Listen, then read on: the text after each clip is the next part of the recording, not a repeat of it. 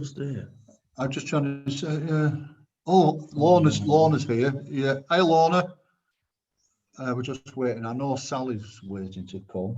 So you want us to open up, let them in? Is that what you're saying? Yeah, Somebody... yeah. Whatever you want to do, and then we can just sort of have a chat. You can ask some questions about me and Ian as well, and then just take it from there. Really. Well, sorry. Yeah, he's done it. He's clicked record. What can I suggest then? If the guys that have just joined us, Liz and Lorna, and there are some people that I was expecting that haven't shown at the moment, so they might come in. But I'm conscious of you having to explain what you do and who you are and all that sort of thing. I don't want you having to do it every time somebody joins the meeting. If they do, you know what I mean? Yeah, they just have to join the meeting if they do, if that's the case. I mean, yeah, 8 o'clock. Yeah. 8 o'clock. So. But if I can I'll just introduce you to Liz is ex-RAF. Yep. She used to work for us, but she still volunteers for us now. Lorna is one. Lorna, you did the photography, didn't you? I do textiles. Yeah, and she does textiles art as well. So good. If anybody else does come in, I'll introduce them as they do. Yeah. I mean, that's probably the best way to do it anyway. So yeah. But I mean, it's really it's really just question and answer. I mean, we sort of have a set format that we do when people are interested in coming on the show, but I don't think that's probably what we're doing here today. It's really just question and answer, and if you want to ask what you want to ask, we're here. Liz? Yeah, hi. Can you hear me? Yeah.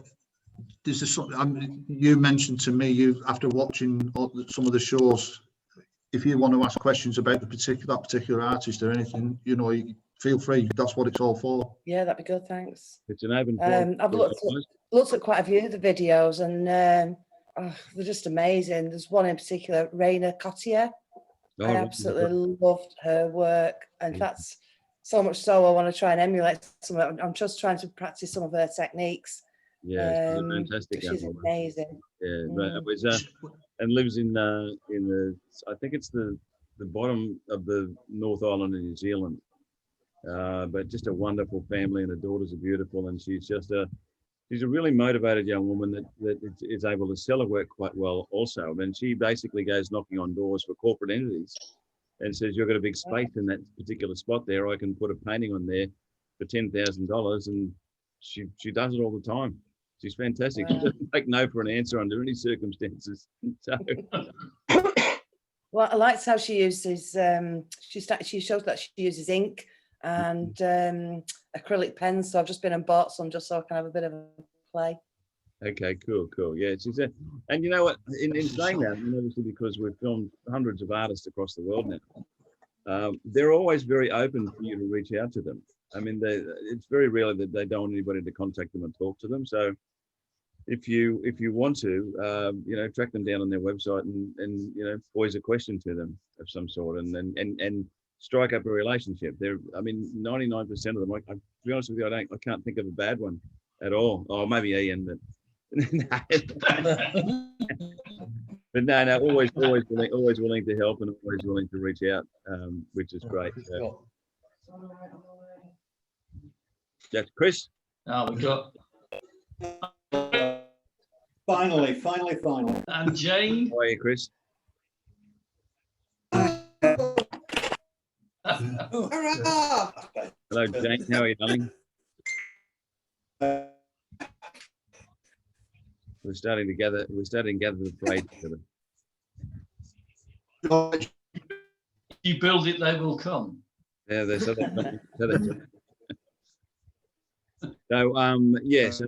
any other questions? Really a bit of an open forum, and you guys, if you've got questions that you would like to ask either Ian or myself, please feel free to do so, and we go from there. We really want to get things off the ground in the UK. I think that's, when Graeme and I first spoke, which is some years ago now, Steve, you actually said, I was really surprised he came back to me. This guy came back to me within a few hours, and we struck up a friendship, which, across the thousands of miles. sorry, I get a little bit emotional because I love this guy. He's what he's done, what he's absolutely amazing, and he's got a heart as big as a house. So you basically just did what I did. You just sent an email, and that's how. Well, I think it was on Facebook, wasn't it, Graeme? I think I sent you a message on Facebook, and I got a response very, very quickly. Graeme, when do I start? When he's Yeah, that's basically it. You're gonna talk about the UK. When are you coming to the UK? And he said, well, if you can get the people that want to do it, I'll see you next summer. Which we did. It was fantastic what he did. He got the retail store in the UK to sponsor. Was it six episodes, wasn't it? Yeah, Hobbycraft. I mean, I think everybody wants to do Colour in Your Life, but unfortunately, because of the expense to put it together, I mean, 99.9% of the people go, yeah, I'd love to do Colour in Your Life. I simply can't afford it. And that's really what it comes down to. Whereas the people that can afford it and do it get massive benefits out of doing it and making money above and beyond what it cost them to be on there in the first place. So it's a bit of a 22. It's sort of like, well, you know, if I had a pilot's license, I could fly the plane. But you know, it's getting there in the first place, and that's the price that I charge is pretty well the lowest price that I can actually make this work efficiently. I mean, I suppose we've spent close to $3 million in the last 10 years to put this together, and I've had a very successful art career as well. So a lot of that money has been poured in. Apart from the artists paying to be on the show, I've poured that money into the system myself to keep it going. I mean, some of the deals that we've got coming up in the next couple of years will be, we think, quite lucrative. So it's going to take us to the next level. But you know, it's the same as anything. I mean, you've got to believe in yourself, and you've got to stay the route to get where you need to go. And sometimes overnight success takes 20 years. Sometimes it takes 10. You just don't know. And the idea is that whenever it says no and says stop, you keep going.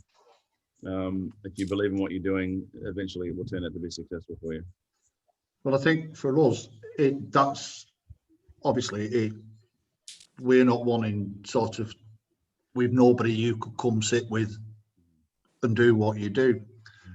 The whole reason for this was more inspirational. As Liz has said, no matter how many times you watch the Colour in Your Life videos, there'll be some you like, there'll be some you don't, there'll be some that you're just totally inspired by. You know what I mean? And that was another reason for wanting to do this, was to Darren, as he's already said to you this morning, he's all about putting art out there for the mental health well-being benefits, and trying to pass that on to other people. So that's more the reason why I came up with doing this, as opposed to getting, as I say, you coming and sitting watching us. We just couldn't do that, you know. Yeah, I mean, it's sort of, there's a lot of people that do come to us that want to be on the show or be part of what we're doing, but they just don't have the capacity. And I'm never there to take anybody's money for no reason at all. I want to know what we're doing is going to help them out greatly, and in turn pass that legacy of assistance and help onto other people as well. I mean, the reason that Colour in Your Life was formed in the first place was because of one of my best mates in the US, who literally bankrolled my career 30 years ago when I moved to the US.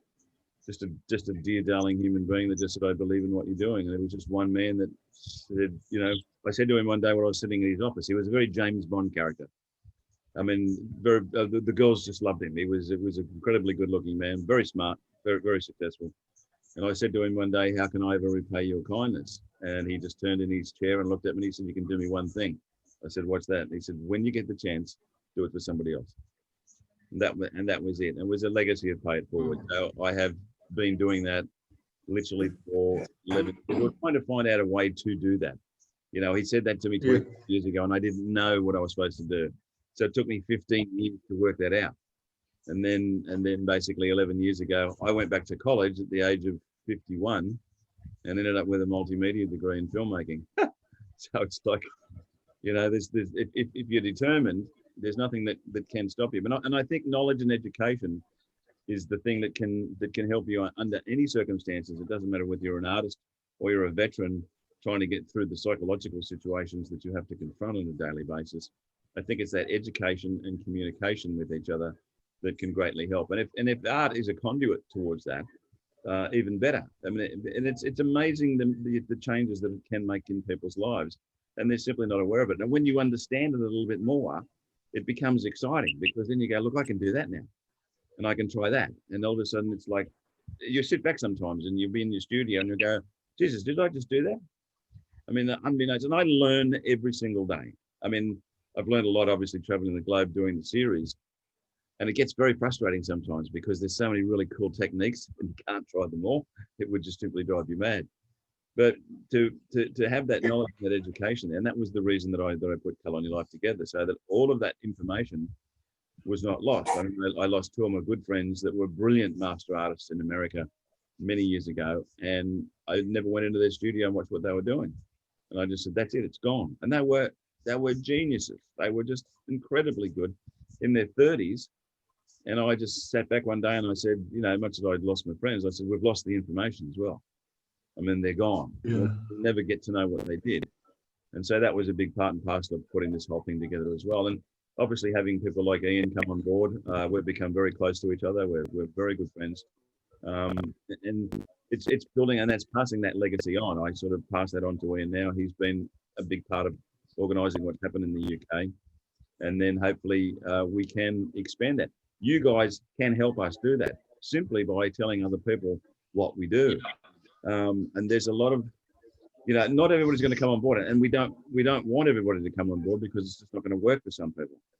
But for the ones that are frustrated and can't sell their work, you know, I've sold 8 paintings in the last 2.5 weeks. You know, so that's my job. You know, people sort of do art and they expect, so somebody maybe come to the door and then do me a favor and buy my work.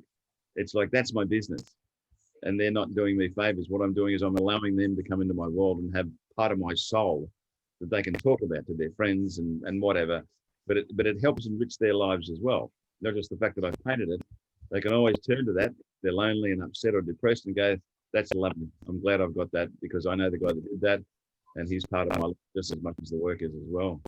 So just things that we neglect in our lives and we don't really see until we get to a situation where you're in, we call it the dog in Australia. And I'm not sure if you say that. Call it the what, sorry? It's called the black dog. Yeah. That's what we call it. Yeah. Black dog. So, and sometimes, I mean, I've suffered from it myself over my career and my life. And it's like, I understand what it is now. I didn't much when I was younger. But as an older man now, I well realize what's happening to me, and I go, okay, well, I'm going to push through this. I'm going to make sure that maybe I do something for somebody else and not expect something to be done for me that's going to make me feel good about what I'm doing anyway. Well, we've just had I've noticed another 2 people come on board just before we get to, so I don't forget later, going on with the education side, what you're talking about there. It's very interesting. Yesterday afternoon, after speaking to Graeme, when I was trying to find his name, and I was on the website and noticed that one of the artists in the series, Joe Fredericks, had, I went on a website and I watched a video, and I went straight into Amanda and I said, you've got to watch this. Now, Darren primarily paints, I don't know whether Amanda can scan it round to you, he primarily paints wildlife, especially species that are endangered. Mm-hmm. And I'm going to show him that video as soon as we finished here. I'm going to show it him. How hard hitting was that speech that gentleman made? Philip Walton. Yeah, that was education. Yeah, Philip's a very good friend of David Attenborough's. And obviously with what Joe's done, she's a vegan. She's been a vegan for 26 years. She's very healthy. She never gets sick. But her situation is, do we keep doing what we're doing for the rest of the life on this planet? And in the end, it's too late for us to actually change anything at all. So some of her pieces are very confronting. You may have actually seen them on buses and billboards across the UK, Ireland and Scotland and Wales, because she works with some of the big companies over there, PETA, that do that type of thing. But that once again, I mean, Joe was very depressed about her work about 8 years ago, I think it was, and I've been with Joe for about 12 years now. And I said, what do you want to do? And she says, I don't know. I mean, she's a very, very proficient artist, but she said, I just don't know. And I said, you know what? And this applies to you guys as well. I said, what are you most passionate about in life? And she said, well, veganism and teaching people that there's better ways that we can do this. We don't have to kill millions and billions of cows. So I said, well, then you paint your passion then. So over that 8 years, I've actually sat down with her and worked out the good majority of those paintings. I mean, I've probably designed about 70% of paintings, maybe. But she's changed her life and changed the lives of literally tens of thousands of other people because she found something that she was passionate about. And I think that that's what doing with your work as well. Just last from me now, for everybody that's in this meeting now, if you've got a pen with you, write the name Joe Fredericks down and go on a website. Yes, and you will see there's 2 videos on a homepage. It's the one where the gentleman in her exhibition. It's about 15 minutes long, and it is one of the most powerful. You can't even call it a speech. He's opening opening her exhibition. It's just it's an opening statement, and I have never heard how you will be amazed. Oh, yeah. Absolutely amazed. So what I'll do now then, for the people that somebody else has joined, if they want to ask, I'll stay out for a while now, and they can ask you the questions themselves. Far away. Can I just say something, please? Yes, please. No, I have to leave in a few minutes because I've got eye disease and it hurts my eyes on this, but I've been doing it, so I'm not being rude if I go. You're right, darling. Okay. Okay. All right, thank you. Liz. Have you got any questions, Liz? Not at the moment. I'm just enjoying what you're saying. So when my eyes start to hurt, I'll stop. One thing I would say to everybody is, I think Graham's already mentioned it, but what's most important to us is that you enjoy watching the program, but tell people about the program. And even from the point of view of us finding more artists that want to do the show, but it's just about the whole business of helping to educate people, helping to help people see different techniques, appreciate different forms of art, whether it be using different materials, whatever. But getting the message across about what a positive program it is, that I think this is the most important thing. What we get in the UK in terms of TV media, as far as art is concerned, is we get shows like competition stuff. We get Sky Arts, landscape artists, portrait artists, a Great British Painting Challenge, and they're all competitive. And that means somebody loses. And that, to me, is a negative. If you're involved in being creative, that's a positive thing. And everything about colour in your life is positive. It's entirely positivity. You can do this. This is how I do it. And it's about sharing that. So, getting the message across that the show is out there is probably as important as anything. That there's an incredibly positive, educational, mind-expanding program that could help, hundreds of thousands, if not millions of people, inspire them maybe to get up in the morning, make their bed. And you guys know what I'm talking about there. Yes, of course. Times it's as you said, Steve, that Jo wasn't aware 8 years ago that she could change the world as much as she has, and it was just finding a direction.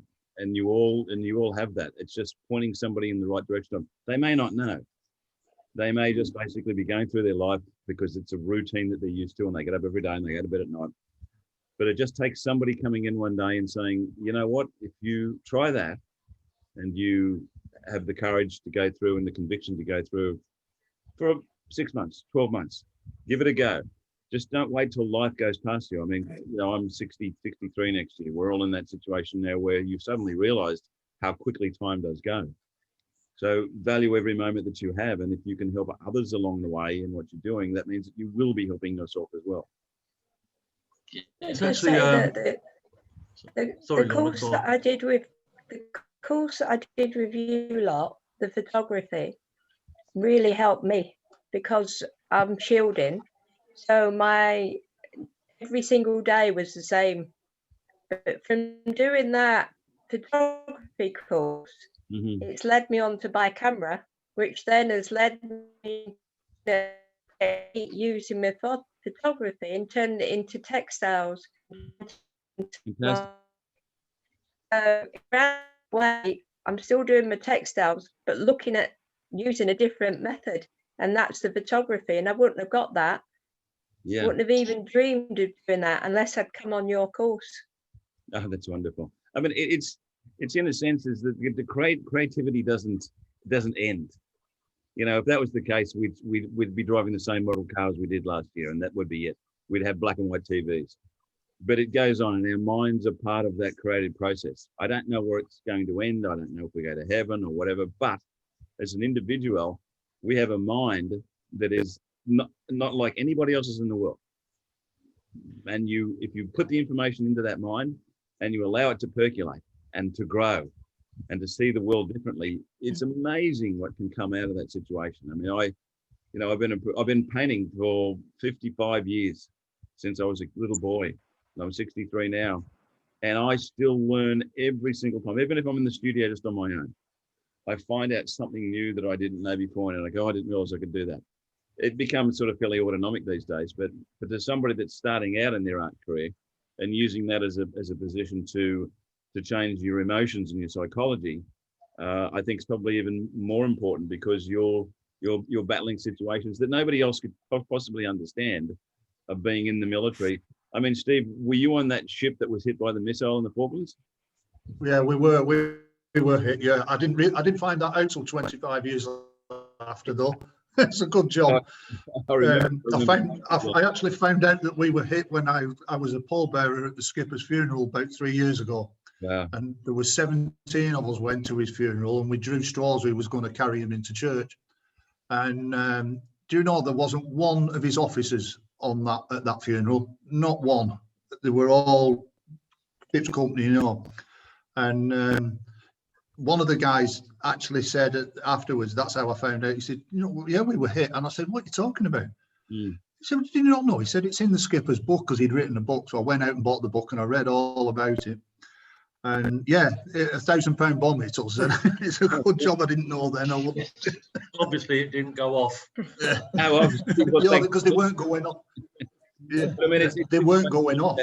In situations like that, where the average Joe Blow out in the streets there's no clue, and probably doesn't want to. But the fact is that your life's on the edge. Your life's on the line all the time. I mean, I was a paramedic when I first started my career as a young guy for 5 years, and I saw things that the majority of people just would never see, and that stays with you forever. I can remember one of the decisions that made me leave the ambulance to become a full-time artist, and I put a show together and spoke to mum and dad, was I had a little red-headed girl, like dark auburn red hair, curly long red hair.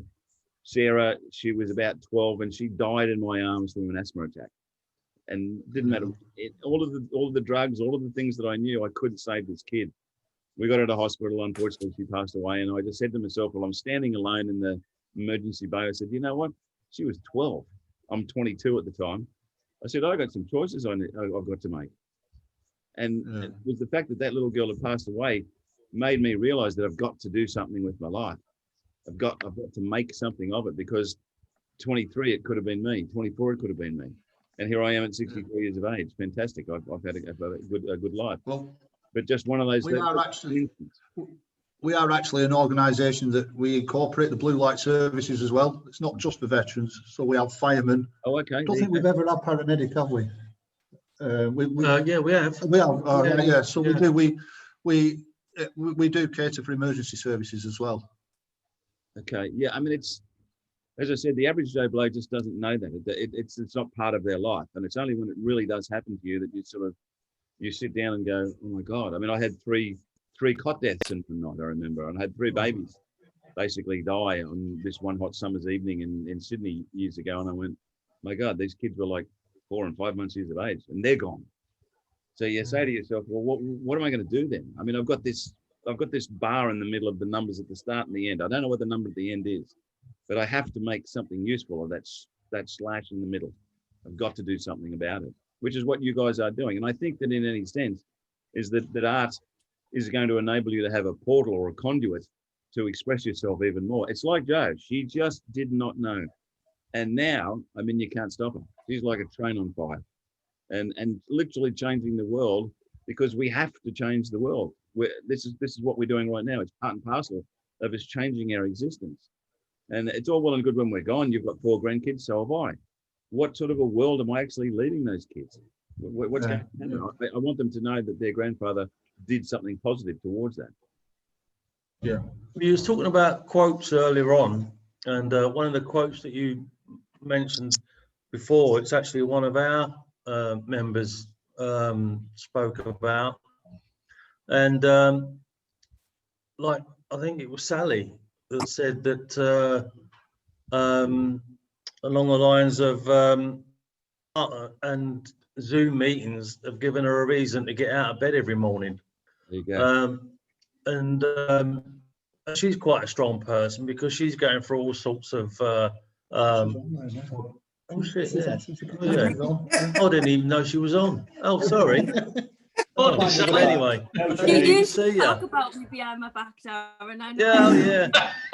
So Sally, Chris, and Jane are 3 of the members that do the Zoom the meeting at the moment. But you say, you know, the reason why, because earlier on I was going to ask you the same reason. Why did you start art? And you know, what sort of got, yeah, but and then you just answered it. It's like asking a black child, why did you become black? It is. Yeah. You just simply, you're that's the person that you are. And I knew when I was 5, when Papa said, what do you want to do when you grow up? I want to be an artist. You know, like all 5-year-old kids say that. But I actually, knew when I was 5, that's what I wanted to do with my life. I just became a carpenter and a pilot and a paramedic in between time to be able to wanted to go. But I didn't take my eye off the goal in the end. But you just who you are. It's like asking a guy not to be male. Yeah. So did you? So I mean, the interesting thing about this meeting is how many people you know, started to do art for therapeutic reasons as opposed to the love of it. You know. It's a bit of a combination, and I'd say that people just need to do it because of their soul. I mean, literally, but then art is introduced as a mechanism that we don't tend to use that side of our brain that much. Yes, right. We're taught. I can remember when I was 6, 7 years of age and I was going to school, and they said, "Well, put your pencils down now, pick up a pen, you're going to do mathematics." And I was like, "Oh, hang on, I'm really enjoying the drawing side of things." So we don't really allow people to expand and create a situation for themselves where they can get to a place where they understand the creativity or the creative arts is going to help them out. It's trained, it's science, it's mathematics, and I'm good at science and mathematics, but the fact is that I needed to find that other side of who I was beforehand. And you know, basically at the age of 10 at school, I mean, I went to a private boys Catholic school. My God, it was. I felt that they were wasting my time. They weren't, of course. They were teaching me valuable things, but I said that's what I want to do at the age of 10. Of course, I've been a professional artist for nearly 40 years now, and sometimes you get good years, sometimes you get bad years. I mean, really bad years. Yeah. The fact is that it's part of who you are. You just don't leave it because you can make more money doing something else. That's not the aim of it. The aim is to satisfy your soul, the energy within your heart. Exactly. That's what I want to Exactly. I think Richard had a question, and then Lorna as well. So, Richard, what was you going to say? Hi, Graeme. Apologies for being late this morning. I had a bit of rugby this morning, so I'm a bit late. I use art for therapy, and it got to the point where I was so bad with PTSD and all my other issues is that I decided to build a studio at the bottom of the garden. I built a studio, and since I've taken up art now, I've gotten less.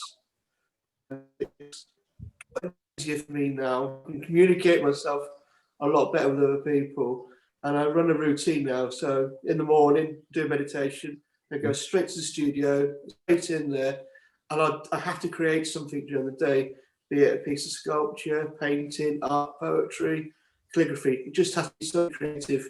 And by 2 o'clock in the afternoon, I'm absolutely wasted. And it's a good way of getting it out of the system. I was a trained artist many, many years ago, but the army kind of like took that away from me.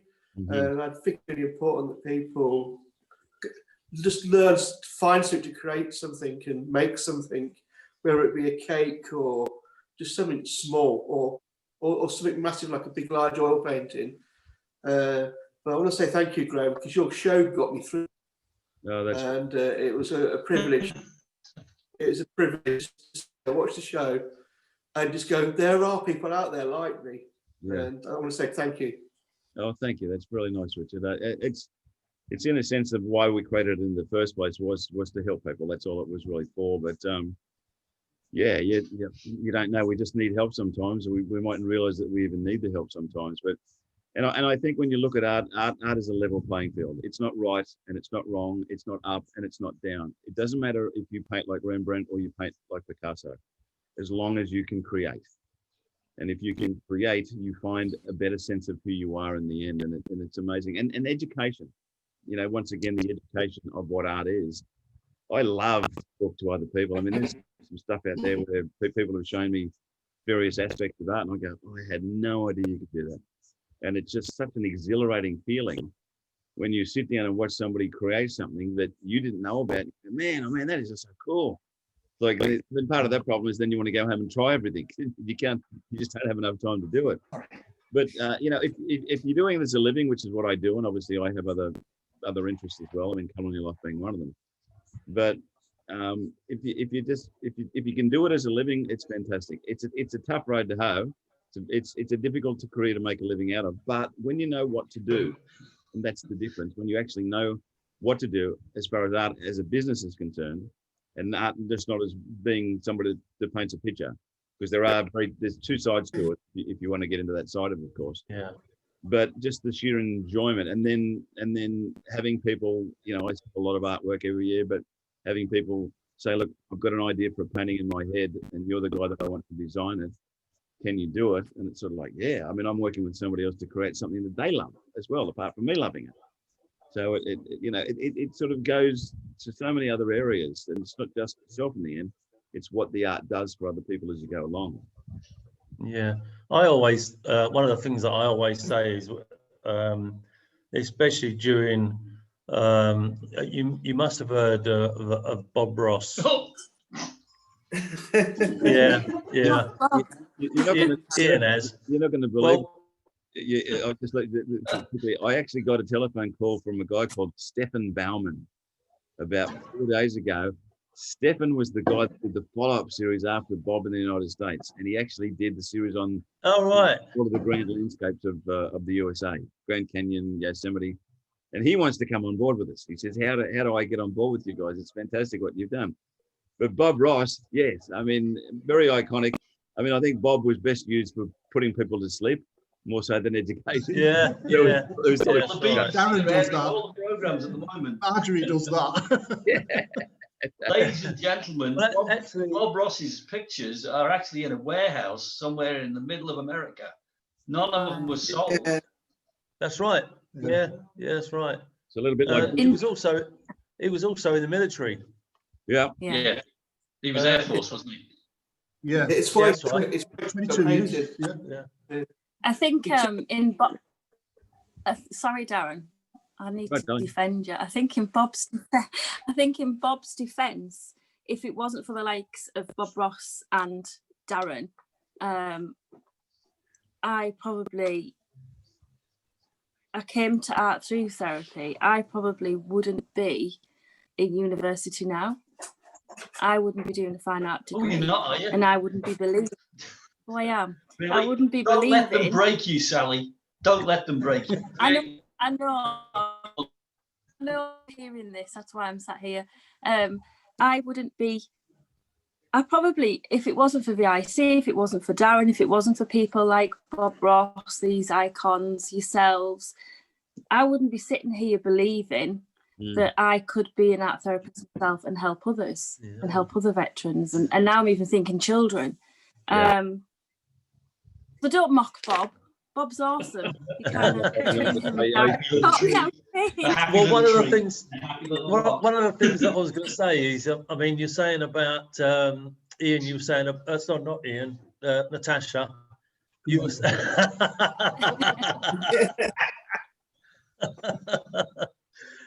You were saying earlier about about making mistakes, and that's one thing that I've always preached, the same as Bob Ross. I mean, his quote is, we don't make mistakes, we have happy accidents. Yeah.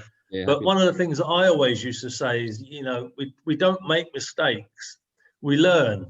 Yeah. It's not a mistake, it's something you can correct if you wanted to, or leave it as it is, and just move on from that and learn from. I mean, I'm sure as a professional artist, you make mistakes. Every day. We're always learning. We're always learning. That's what I try to preach that almost to people, because they make a mistake and they think that they're not good enough or they shouldn't be bothering doing it. And it's an ongoing learning process. And then we don't make mistakes. Yeah, and the other thing to add to that, Darren, is the opportunity. You create the opportunities, don't you? That's what the idea. Yeah, absolutely. You can, by saying, Sally, it was just a little mistake. Don't worry about it. Rub it out. No, you've rubbed it out too much. No, you're using the wrong brush. I'm constantly learning then. And it creates another opportunity for me to maybe find another brush that actually works, or find, another artist I might like, or see how Steve does things, or look at what my peers are doing. Well, it's opportunity. I've got to say though, I don't know about anybody else, but when I first started here, 7, 8 years is it now, something like that, I was referred like anybody else. Okay, yeah, I am an employee now, part-time, but I was referred like anybody else, and the organisation that made the referral was from a therapist that I still see on a weekly basis, and it was basically referred because during those sessions it came out that I painted, or tried to paint. When I got into it, funnily enough, because my daughter was a very good watercolourist, and we'd sent her for private lessons when she was just a little girl, and she has a talent that she won't use. She's done nothing with it, and basically all the stuff we bought her, just when she got married and everything, it just got left at our house. And I thought, well, I picked it up and I had a go. But I have to say, going back to what Graeme said earlier about education is only there if you're willing to utilize it. And every video on this program, as I said earlier, you've got artists, lots and lots of them, with different styles, different media that they use, whether it be sculpture. There was even one about 7 years ago, because I tried it in the art room before we were here. I don't know whether, I can't remember his name, but you'll remember him, because he used to use acrylic paints in little tube bottles, and he dotted. Do you remember him? He squeezed them. Actually, he's a good mate. Dave Behrens. He said what? Sorry. He's a good mate of mine, Dave Behrens. He's in. Well, I tried it, and it's still half finished in the storeroom from when I started it 7 years ago. Well, Dave's actually carved out a real niche in a sense for, I don't think you'd call it dot painting, but he basically even dots little characters these days. He has these molds made, and it's amazing. He does actually quite well, but it was something that he came up with, and he uses the rainbow colors, and he's a fantastic guy. Really lovely man. He's back in Melbourne. The point I'm trying to make for everybody in this meeting is to go back and I don't know how many programs there are. There's 22 series you're up to now. How many programs are in a series? There's very close to 300 we've done in so 300 yeah. that people are out that are out there to watch and learn. And you mentioned the International Art Magazine. We have here the Artist Magazine, and and what's the other one? Painting.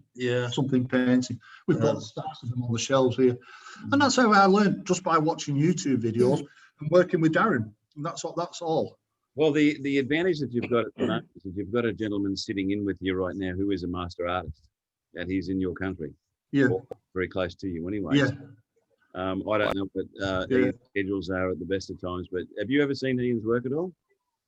Yes, I watched it last night. I think it's after I finished watching David Woodford, because you did say, didn't you, Ian, that you'd actually been out painting with him before? Yeah, that's right. Yeah, in fact, so I watched his, and then I watched yours afterwards. I'll be going to that beach within the next half an hour or so to take the dog for a walk. By the way, the gentleman on my right here, or left as you're looking, is Bernard.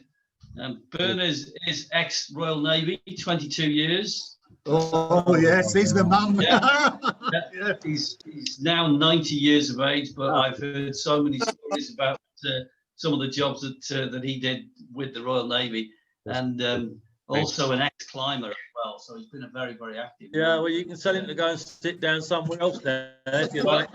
We met him, he can go away now. Well, actually, one of the things that I did with Ian, because we're both pilots, and I didn't realise that Ian was a glider pilot when we got there. And did we have a fantastic day when he gliding over the snow down the mountains? It was just wonderful. Yeah. Wasn't it? Oh wow. It was fantastic. Yeah, but we did have a nice trip. Yeah. But great. I think one thing that I would get across about the creative side of things, and as I said earlier, every artist in the world that's living, that's ever lived, has failures. The important thing is you put it to one side, go back to it later, pick something else up, and carry on. Which and is I think exactly what I've always said. Yeah. If that's a maxim for life, that okay, that didn't work, I'll leave it for the moment and I'll go back to it. I've sold some of my failures recently for really good money because I've gone back to them years later and thought, well, I'll just do this and I'll do that. And I came into the gallery just a few months ago and said, oh, I like that. Oh, yeah, I'm working on it. Oh, well, I really like it. How much more you got to do? I did another day on it, and he walked away with it 2 days later for £3,000. Fantastic. So what we're saying here is, and I mean, I'm not talking about the financial side of things, but what we're saying is, don't sort of say that's just not worked. It's a failure. Learn from it, move on, go back to it, improve it, change it. The other thing is a rag can make a massive difference. It works. And can I ask you another question based on that? Is I've often accused Darren of underselling himself, and I suppose I've been guilty of that as well. Yeah. Plumber will charge you whatever the rate is. Yeah. Say again. The garage will charge you whatever, the plumber will charge you whatever his rate is, and you won't question it. The garage will charge you 500 quid to do a job on your car, and you won't question it. Yeah. But artists are having to defend their costings and their prices all the time, all over the world. And I saw a piece of work for sale, had sold actually on Facebook. There's a new gallery opened very close to us, a small cooperative gallery. And there's an artist in there producing some really quite nice watercolors, and he sold this watercolor for £80. Now, I'm sorry, but what it does is it undervalues his work. It undervalues all artists' work, because the reality is down the road, 20 miles down the road, I'm selling my work for hundreds and thousands. I don't want somebody up the road selling them for 50 quid. Because they're underselling themselves and they're devaluing the career and the profession. And that's something that, people don't realize. And I'm going to sound sexist now, but girls, this is a common thing with women.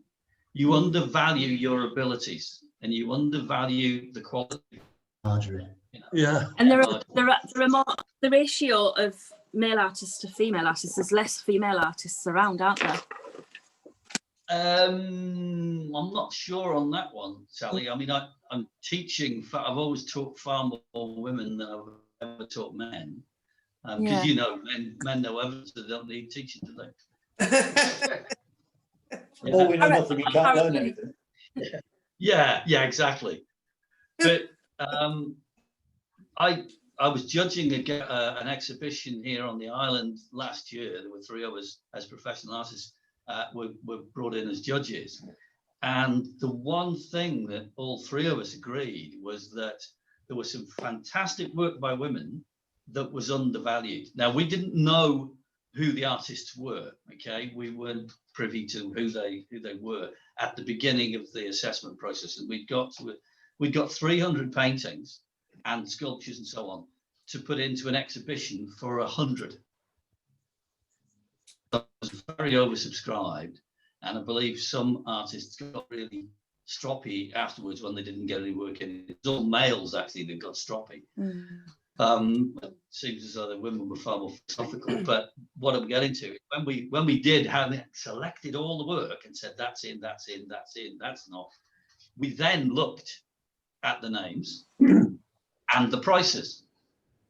Okay, and the most value work across the board was all done by women. Yeah. You go to the Saatchi website, they tell you on the Saatchi art one, they tell you how to cost your painting. That what they're saying is that you should work out your cost, how much it's cost you for your paint, your wages per hour on how long it's taken for your painting, and then basically that's going to give you a rough guide to the minimum you can charge for that painting. Yeah. It's even silly things that you forgot. You know, if you're working from photographs, where did you go to take the photographs? Did you think about you had to do that and you couldn't do something else? You might have had a lovely time, but you spent that time taking photographs. Then you go back into the studio, into your gallery, and you study that. And it's all this time. It's all that time. And it's the time when you're not necessarily physically painting or creating that you forget. And then, I've got to put a frame around that, and so on and so forth. So if you are aiming to obviously sell your work, then you need to price it in a sensible fashion. But getting back to it, the whole business of creativity, unfortunately, if you love what you do, people undervalue your profession. And I think that's sort of across the board. But the creative side of things, when we've actually, I don't want to get political, but when you've got government ministers saying, you need to retrain if you've lost your job. Hello. Yeah. I'll pass on you become a politician. But I think it's so important. And I think with COVID, what has happened is people are now really starting to value the creative side, whether you're baking bread, and one of my students started baking bread. You know, I haven't seen him for ages, but I know he is struggling. He is shielding because he's got a number of health issues, but we do keep in touch. And the whole process sometimes is incredibly therapeutic. I mean, what Richard said, to be honest, you probably couldn't see Richard, but that really, that got me. And Graeme will tell you, I'm quite an emotional guy, but your story is incredibly powerful. And, you've got to keep going. And it is that regime of saying, right, well, that didn't work. I'll wipe it off and I'll start again. But sometimes as well, when you rag it off, sometimes just stand back and you might find, actually that works. So it's crucial that you keep going, but enjoy the process along the way, and never let anybody say it can't be done. I've got a bit of curiosity. Oh, sorry, I didn't say. Go on, Richard. I've got a bit of advice somebody told me at the beginning of the year. I was getting quite upset because I was watching all these tutorials online, all these YouTube videos, these amazing artists producing fantastic work. And I was getting quite stressed because for every good painting I do, there'd be like 2 bad ones. And I was So you're not really, on your own. No, that happens all the time. Yeah. That happens all the time. And what my telling off was from another artist out in, I think he lives in Australia. I'm not going to name his name. I don't embarrass him. But he sent me an email. He says, don't panic, don't panic. You only see what people want you to see of them online. They never show you their bad work. They only show you their good stuff. So don't let that make it anxious for you. You've given me an idea. Maybe I should do that. Maybe I should say, this was, here you go, here's a failure, here's another failure. But they're not failures, they're a learning process. Can I just say, can I just say something to Sally Ann? Yes, Lorna, go ahead. Whilst you're at university, believe in yourself, because I was at university, I was doing my master's, and I did a piece of work, and my lecturers turned around and said it wasn't professional enough. The lecturers know nothing. Exactly. That's what I'm saying. Believe in yourself. And if you believe in your work, I put that particular bit into an exhibition, an open exhibition, just for the sheer devilment, because I thought, sod you, I believe in it. And you know what? It sold. Good. And in a way, I felt like it was 2 fingers to the lecturer, because I thought, and it got to the point where I was struggling, and I actually said to my lecturer, I'm lost. And her reply was, yeah, I can see that. Don't expect help from lecturers. So what I'm saying to Sally Ann, you believe in yourself, in your work. You know what I mean? They're there to guidance and give you ideas and things, but believe in yourself. Well, that's another thing about pricing your work, is because the reason some people underprice their work is because they don't believe in themselves. That's me all over. Yeah, exactly. They've got no self-worth, so they'll underprice their work. In fact, they'll underprice a lot of things they do in life. But until you build that up, I mean, just out of curiosity, how many people here actually keep a time? What do you call it? A diary of how long it takes you to do a painting or whatever. I don't anymore. I did when I was younger, but I just, you can produce a fantastic piece in 3 or 4 hours and produce a really bad one in 2 weeks. Yeah. You really don't know. It just depends, really. It's going back again still on the same subject. To Richard, I must have at least 4 or 5 unfinished paintings here, one of which I've already mentioned was started 7 years ago. God knows how many I've got in my studio at home. I have no idea. I think I've probably come back and finished 3 of them. And like you, Graeme said, and Ian, I will, and they're not, they're still there, and I probably will at some stage come back. But I always describe myself as a hobby artist. And by that, I mean, I'll give you 2 examples. Obviously, from my naval background, I like to paint warships, as Liz will tell you, and Sally and both the other Liz. And earlier this year, I did a big canvas of HMS Hermes, a carrier that I was on, and another one that I finished back in the last year, wasn't it? The chairman of the HMS Coventry Association, not Coventry, sorry, Exeter it wasn't, HMS Exeter. It was a friend of mine that I joined up with 44 years ago. And it just called very coincidentally that the HMS Hermes Association chairman was another friend of mine that I was on Hermes with. And a lot of you might not know, but Hermes was transferred to the Indian Navy in 1987 and retired 2 years ago, and it's been scrapped now. But they were trying to get it back to this country as a museum. And I did this painting, and I got in touch with my friend, and I said, Luke, I said, if this will raise money to bring, to help the cause, and he was over the moon. And what they did during lockdowns, lockdown 1 and this one we're in now, in September, I took both paintings down to Portsmouth. I met both guys. The Exeter lad I hadn't seen for 44 years since we were in basic training together. That picture, the Exeter Association auctioned off and made over £700 for their chosen charity. Right. And the Hermes painting, that was he sent it off for prints, had 50 prints done, all 50 prints sold for £60. And again, that was every ship in the fleet has a chosen charity or a affiliated town where they'll pick a charity from. So all that money then went to those charities, and the actual painting itself is being given at a reunion sometime next year to the guy that was trying to fund getting the ship back as a thank you, even though it wasn't successful. So through all that, I get more of a buzz, and Darren's the same. And I think this is why we do undersell ourselves. I get more of a buzz of doing stuff for people like that. Getting paid for it is second. But then I listen to Ian say, well, you're not just underselling yourself, you're underselling me. So it's like, am I doing the right thing here by doing this? You know what I mean?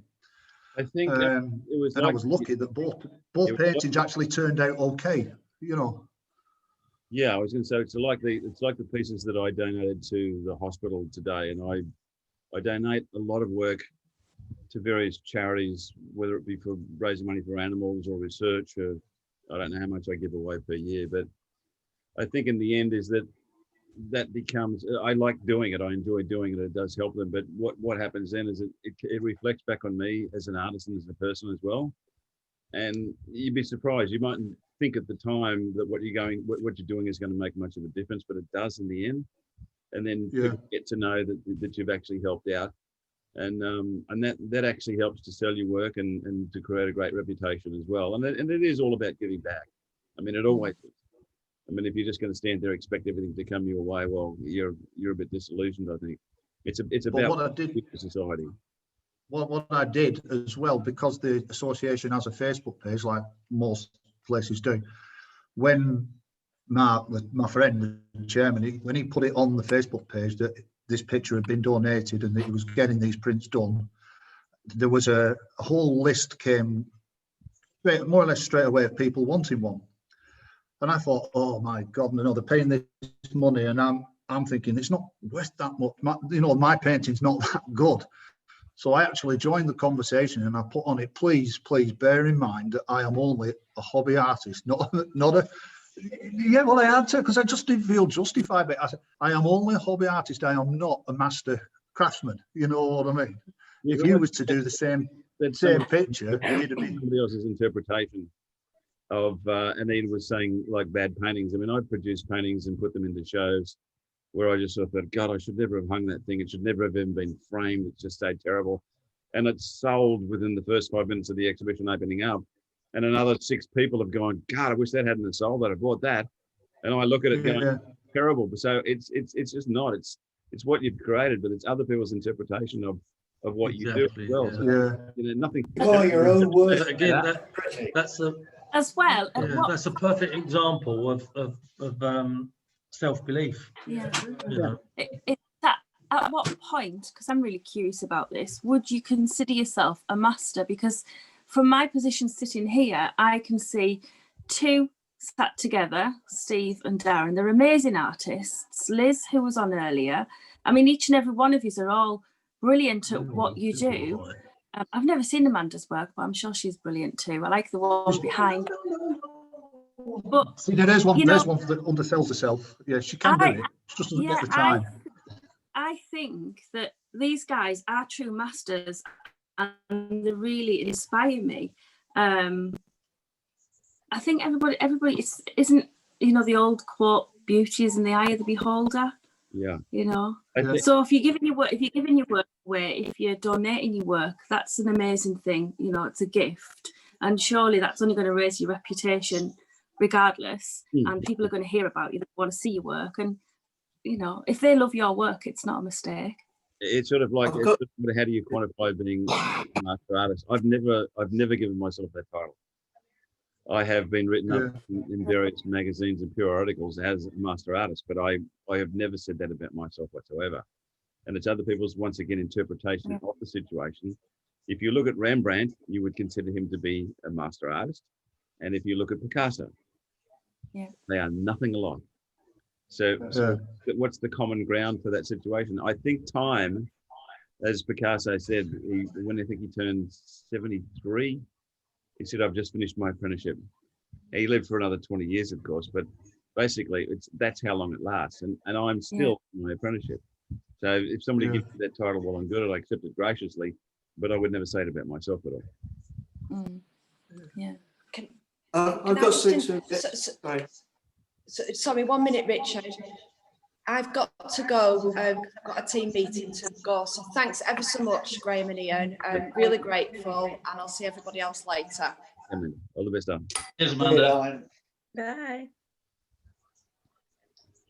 I've got to admit something, by the way. What was that? On Facebook, I'm known as Thomas Charles. So if anybody wants to look at my work, I'm Thomas Charles. But I had a shock last year. I went gave a painting to a charity for an auction, and I got invited along to the auction. And I was sat there. And it was done by Bonhams of London.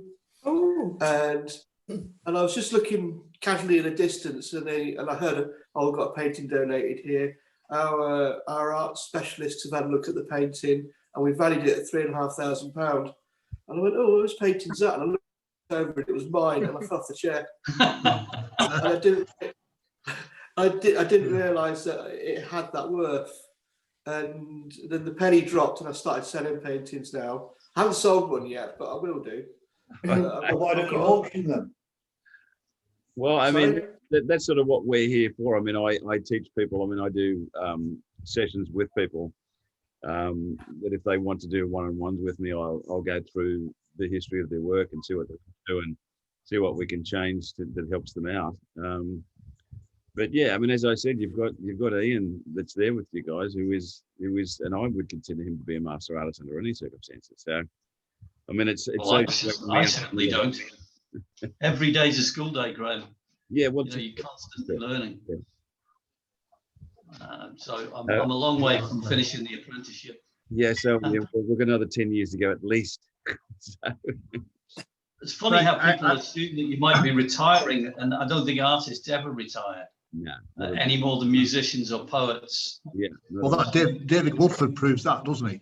Oh, Howard's Dave now about 85, isn't he? 83. 83, there you go. 83. And still sat on a cold mountainside. Yeah. I mean, there's a guy that's just completely dedicated. I mean, I'd like to think that at the age of 83, if I'm still alive, I mean, and that's the beauty of it. You don't, there's no time limitation on this at all. You can be an artist at 93. Picasso was when he died at 93. There's just so much you can continue to do. And that's the beauty about it. You've actually got a purpose. You know, there's something that you can do. That's the best part about it. Yeah. Has anybody got any more questions for Graeme Marie? Well, you know, instead of me. Can I just ask who his favourite artist is of years gone by? Who, you asking me? Yeah. Oh, a couple of artists, funnily enough. I mean, I obviously loved Dali's work, and you can see that in there, but I loved Maxwell Parrish as well. That's my favourite. Salvador Dali. I love his work. Yeah, and I think they're just amazing. And I actually, through my travels across the world, actually went to all their homes and went to the museums where their work was. I'm actually writing a series of blogs about that now. I just did one on Vincent van Gogh, and I actually went to Arles in the south of France and tracked the areas down where he painted. So there's really not one specifically. I mean, Ray Ching, who actually lives in England, Raymond Harris Ching. Ray's just a brilliant artist. Ray would be getting close to his 80s now as well. You look at his work and it just boggles the mind that he can do what he does. So I don't really have a favourite. I mean, just art.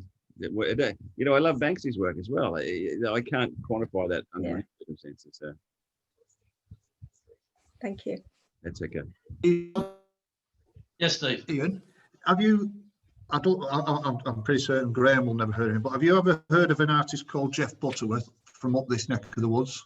I think I have actually. Yes. Yes. Sally, he's one of the ones I told you about not long ago. He's been in here and he came. What did he cut us for an exhibition, wasn't he? No, he did a work day. He did a workshop for us. That was it. And I've had a private lesson because he has a gallery in Rochdale. That's where I know him. Fantastic watercolorist. He can do things with watercolor I've never seen anybody else do. There are some amazing artists out there, and it's just, I'm trying to think of a guy up your way who again is a watercolor painter. His work is very, very striking. I have spoken to him about doing color in your life, and he wasn't interested, which is very sad because I mean the platform is obviously worldwide. I'm desperately now trying to think of his name. I can picture his work, but the light and shade in his watercolors is absolutely astounding. It's very, very talented. Well, we've actually filmed the #1 watercolor artist in the world, Joe's Bugvik. And Joe's he's brilliant. Yeah. He's a freak of nature. He's like a rock star. He goes to China. There's 1,000 people waiting at the airport in China. When he turns up, he says, "I've got bodyguards." Okay. You've got him and Alvaro Castanet as well. He's another good watercolor. He's a favourite of mine. And I'd say Herman Peckel. Funnily enough, Herman is probably regarded, as far as Sotheby's and Christie's is concerned, as the higher priced, more valuable artist out of those three. And we did the Three Amigos with them all together. But Herman, who's very, very low key in his work, not his personality, but he is actually regarded as the best out of all of those three guys. So. Right. Yeah. What I'll do then, Graeme, what I'm thinking of doing now, because we've got this recorded, obviously, if it's okay with you, I will email Ian showing some of the work of everybody that's attended today. That's a great idea. Yeah. And I don't know whether you can use it to publicise it for yourselves, and we certainly can at this end, as I said to you, Ian, yesterday. I want to get this put out, and hopefully 18 months, 2 years, 3 years down the line, we can do it again, see where everybody is, and then just take it from there. Does that sound okay with you? Sure. Sounds like a great idea. Maybe anything that's building positivity and creativity is a good thing, isn't it? Without a doubt. Well, I'll get an album put together of the work. Richard, if you could send me some of yours, a couple of pieces of yours. Yeah. Same for you all. If you could email me now, you've all got my email. Just email me some of your 2 or 3 pieces of your work. Darren and I'll pick 2 or 3 of ours, and I will email it then to you, Ian, and then you can pass it on to Graeme. You can do, you can do with it what you will, to show what is ideally. Again, it might sound a bit, but for you, Graeme, if you could have it, and if you would be willing to sort of share it amongst any veterans groups that you may come across in Melbourne, Sydney, wherever it is on your travels, purely to promote the benefits of art as a therapy, like what Darren explained to you, how he started and that. If you would be willing to do that, Ian could pass them on to you, and you can just take it from there. Yeah, and then, as I say, 3 years or so. Joe does all the social networking. I mean, I write the blogs occasionally, but basically, if you send me the information, we'll obviously put this into a Dropbox, the recording anyway, and then we'll actually set up something so that there's a link back to what you guys are doing. So brilliant, that'd be fantastic. Yeah. If I'm going to just add that those that do postal work in, like Jane, Liz, Chris, Sally, if you can just add a few words as well to say what medium it was in, and the title of the painting, and maybe even what inspired you to do that particular piece of work. Darren, sometimes I think what inspired you is the most important thing, and it's interesting that people are more interested in that than the size of it and what it's painted with. It's Lorna's a classic example of that, Lorna. If you've still got photographs of that textile piece you did purely because you were inspired by the photography, send me a piece of that piece in as well. I can, Has yeah. Lorna gone? Well, I've got a piece that I had to send you that I've done, Yeah. but it's not been through, not through the photography, if that's okay. But it's an It's fine, example but of, it's basically the photography that inspired you, like you said in your thing. So it's just a piece of artwork yeah. created by the inspiration that you had. Liz, that's something else. Is Lauren watching with you? Is she not well today? No, it's not well. She's not so good, right? Okay. I'd appreciate it the same, because I know you were when I spoke to you about that particular artist. I can't remember her name, even though you said it twice. Raina Cotti, Yeah. What I'd like, if possible, is for you both to try and do a couple of pieces using her as the inspiration. I've already started. You know what I mean? Yeah. Yeah. And then I can get that, and when I've got them all in together, as I say, I'll send them to the guys, and they can then do what they want with them. Yeah. Okay.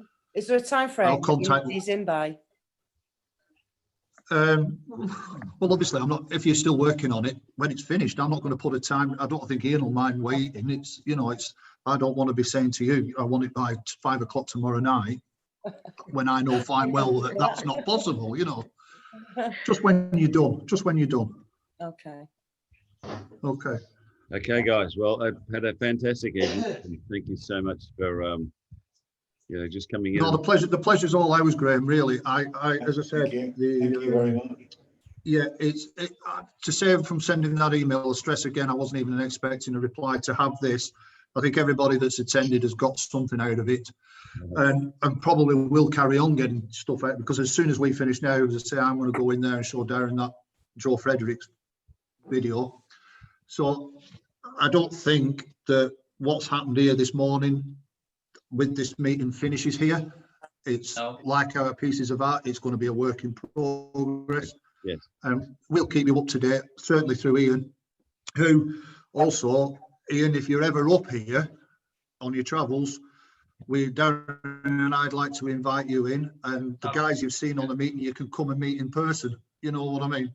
Not asking for a lesson or anything. That's not what I want. We just want, you call in if you want, and meet the guys, have a coffee and have a nat. When all this COVID nonsense over, of course.